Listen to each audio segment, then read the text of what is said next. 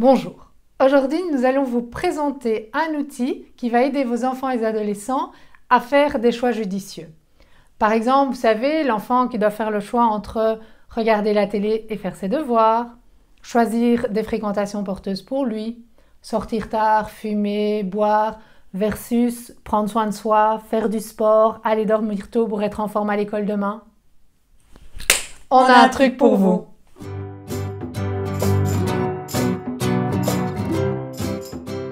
Voilà, donc vous pouvez dessiner ce panneau et demander à l'enfant, à l'adolescent, ce qu'il signifie. Très vite, vous en viendrez au fait qu'il s'agit d'un cul-de-sac et que quand la voiture voit ce panneau, eh bien, elle se dira « il vaut mieux que je continue tout droit » parce que si je vais par là, ben, je vais tomber sur un champ, sur des maisons, sur de la forêt et donc elle risque vite de se trouver coincée. Et que la seule issue pour continuer à avancer, c'est de faire demi-tour pour retourner sur la route. On peut faire la métaphore avec ce panneau et la route de la vie. Donc on peut dire que cette route mène l'enfant, l'ado, vers ses objectifs, comme réussir son année, choisir des études qu'il aime, un métier qu'il veut, qui lui permet d'obtenir des choses qui l'intéressent dans la vie.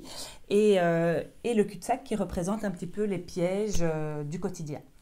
Et donc, ça commence aujourd'hui, évidemment, parce qu'il a tous les jours le choix, en rentrant de l'école, de jouer aux jeux vidéo ou de faire ses devoirs.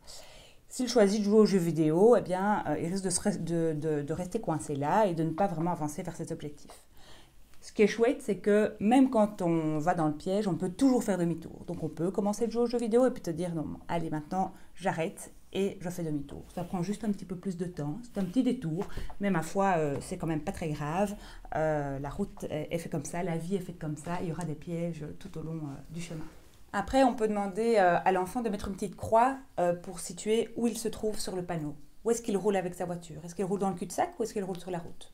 Et s'il se sent un petit peu coincé dans le cul-de-sac pour le moment, ben, de définir des actions qui pourraient lui permettre de faire demi-tour. On peut ensuite demander à l'enfant de redessiner le panneau, de le coller sur la porte de sa chambre et le matin de se dire où est-ce que j'ai envie de rouler aujourd'hui? Est-ce que j'ai envie de rouler sur la route ou est-ce que j'ai envie de rouler dans le cul-de-sac?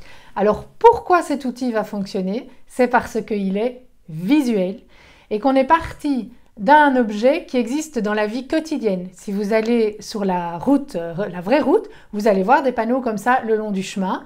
Et chaque fois que votre enfant ou adolescent verra ce panneau, il se rappellera de la petite métaphore. Alors, passez à l'action!